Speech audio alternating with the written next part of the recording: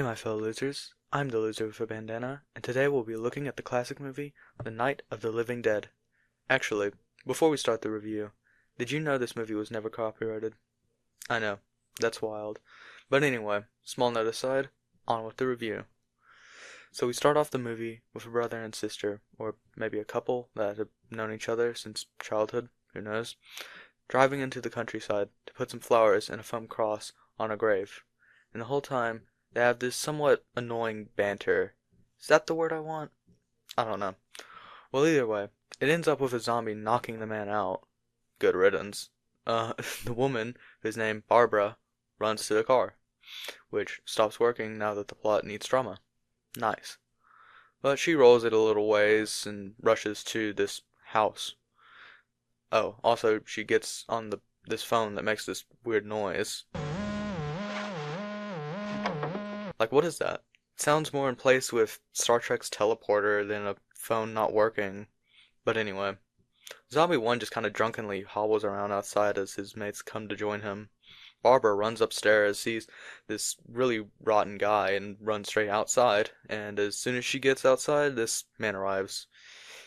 He pushes her back in and asks her some questions, and she just dumbly shakes there. She's so useful. Well, anyway. As they go yelling in the house, two zombies go in and smash out the man's headlights, and then we get this scene of the man fighting a few zombies. Perhaps the most gnarly is the one where he pierces through the head. Yuck. Which, a few seconds later, he burns the same body outside. Wonderful. I'll be honest, this is around the time I'm thinking, I hope they drop some plot soon, because, like, I know nothing about these characters. I could not care about these characters. The movie has been a little mindless so far. Hell, if I had to be honest, up to this point, the whole movie has felt like filler. The entire thing. And do I get that with the next scene? No, not really. I don't get any plot. Sorry for the expectation if I set any up with all that. No. Barbara's tasked with getting boards, and the man plans on nailing up the place. By the way, she doesn't help with the boards. She is still as useless as ever. The man tells us a little something. Zombies are afraid of fire. Awesome. There's a little bit of lore. Tells us that he found that out at a gas station that went up in flames after a truck ran into it. Then she starts telling her story. Oh, also this is when I realized the annoying man from earlier. You know, the one that bumped his head? Yeah, he was named Johnny. Whoops. Anyway, she gets to yelling about getting Johnny, which is now confirmed as her brother, which I feel like should have been confirmed earlier, because that's like, seems like an important detail, but oh well. And she gets knocked out by the one guy, because different times, but also because she's going to hurt herself. Still. I don't know. I wouldn't have done that. Anyway, he turns on the radio in a bit, where they describe the chaos as everywhere, and that the National Guard, aka the state militias, might be called. Interesting. Another thing I found interesting is them asking factory workers to stay at their jobs. Cool. Anyway, I could keep going on. They just keep escalating. The scientists, the president, the FBI, the everyone. Anyway. Wait, actually, let's not go to anywhere. Let me, do something else. Let me say something else. Which, you know, it's kind of like, yeah, it's crazy, man. But, anyway, the man finds a gun after boarding up the whole house. Oh, also, new lore just dropped from the radio. The zombies are man-eaters. Wowie! Wowie! Wowie! Yay. If only there was something that mattered instead of just lore about zombies and what they do and what the government's response is, or any sort of plot anywhere happening in the actual room that the whole movie takes place in. We'll come back to that. Soon two people come from the cellar, and a short argument breaks out between the crowbar man and the cellar dwellers. It has something to do about them not coming up and helping. To be honest, I don't blame them. I mean, would you rush into a bunch of man-eaters? Not me. Oh, also we find out the balding cellar dweller is named Cooper. Chill. But yeah, after a short bit of yelling about where to hold up, a zombie grabs Crowbar Man for a hole in one of the windows. They end up shooting the zombie 3 times before he falls. Only a shot to the head ends up ending him. Oh, by the way, in the second and third scene after this is nudity. So yeah, if that is a factor for you on if you want to watch something, then I will let you know. The movie has nudity. Yuck. Anyway, Cooper finally locks himself in the basement, leaving the other basement dweller, which we find out is named Tom, and someone named Judy, which Tom took up there with him. By the way, Judy is Tom's girlfriend. Anyway, like a minute after Cooper's wife, Helen, takes the two back up, so that little argument was useless and led nowhere. Oh, also their child is sick. Grand. Oh, and from some off-brand remark, we find out the Crowbar Man is named Ben. Amazing. You know, like one of the main characters in the movie? Yeah, we find out his name is Ben from an offhand remark. That is, great movie design. Great movie design, by the way. Just exactly how I do it, yeah. Also, let me say, I'm shocked that the power still works with all of this. But anyway, they watch the TV, and just before an Earthbound reference on the TV, they tell us that the government is now telling people to go to certain safety centers. Cool.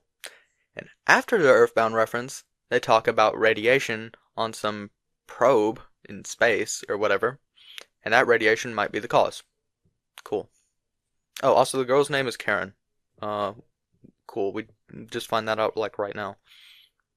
Anyway, after some lore from the TV telling us that the bodies are best burned, then they start going to some gas for the truck and some petrol bombs. Anyway, after a little scene between Tom and Judy, we see Tom and Ben take down those boards with ease. To be honest, if they can do it so easily, then Cooper was right. But anyway, Cooper throws a few petrol bombs at the zombies so Tom and Ben can get to the truck. By the way, where did the petrol come from for the bombs? But, you know, oh well, anyway. Ben shoots the lock on the pump and catches in flames. Sorry, the pump catches in flames. Gotta get that right. The car blows up for a reason that lost me. I thought the pump would have been the one to catch flames there, with the gas leading from it catching flames, but, you know, oh well. Anyway, Ben gets back to the house, and Cooper doesn't let him in. So Ben, when he gets in, beats the fuck out of Cooper. Understandable. But yeah, after that, we see Judy and Tom being eaten by zombies. Yuck. I'm pretty sure it's mostly just like chicken pieces and like cow's liver and stuff. Still pretty chill though. Anyway, after a bit of talking, Barbara just keeps saying, "Johnny has the keys. Johnny has the keys." Never change, Barbara. Never change. Never stop being annoying. Oh, also we found out Karen is bit. Wonderful. But yeah, Ben soon thinks that going and getting those keys to start Barbara's car isn't such a bad idea. Anyway, probably the coolest man in the movie appears, Chief McWellen, and his little group going around and shooting zombies. He might be the best character in this movie. Sadly, we aren't following him, so back to the group. Yay. Oh, and the power finally goes out. Lucky it lasted this long. You know, I really would have preferred watching McWellen. I'm sure it would have been way more interesting clearing out the zombies in the country. But anyway, soon the zombies start breaking in with rocks and chair legs. Cool that these zombies can use tools. Oh, and Cooper soon goes off the rails and takes the gun. Anyway, Ben shoots him. He dies, which I don't know how to take that. Oh, and Karen is a zombie, by the way. Yeah, she kills Helen with a trowel. Brilliant. And Barbara soon snaps back to reality, and Johnny is a zombie. I mean, we've seen that coming, but oh well. Ben locks himself downstairs, where we know both Helen and Cooper are dead. Wonderful. So yeah, they come back to life, and are shot back down. And by the end of the movie, Cooper is proven right. The cellar was the most safe place to be. And Ben gets shot in the head by McWellen and the gang, the real heroes of the story. So now, with the movie over, what do I think? Well, it was fun to watch, but also, I'm an easy person to please, so that isn't saying much. I think some of the brutal scenes are impressive, but I am sure you can tell I am not impressed by the story. It is more a showcase of zombies than a movie where we follow people that are around zombies. But if you are fine with background information being the foreground and the actual events of those in the foreground being in the background, then this is for you. I know this is a classic, so I will probably be judged for my opinion, but it is not for me. I love being able to sink my mind into the world, but I would rather experience it for the characters I'm watching be in that world. Instead, we are watching them watch TV broadcasts, and to be honest, if the movie was framed from the perspective of a TV broadcast and them showing the events, I feel that would take nothing from the movie.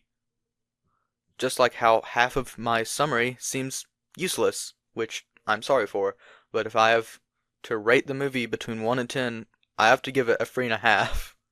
The effects are fine, but putting rotten food on a plate of gold will not make the food any better. But hey, that is just my opinion. I'm simply a loser with a bandana, and I will see you in the next review. Later.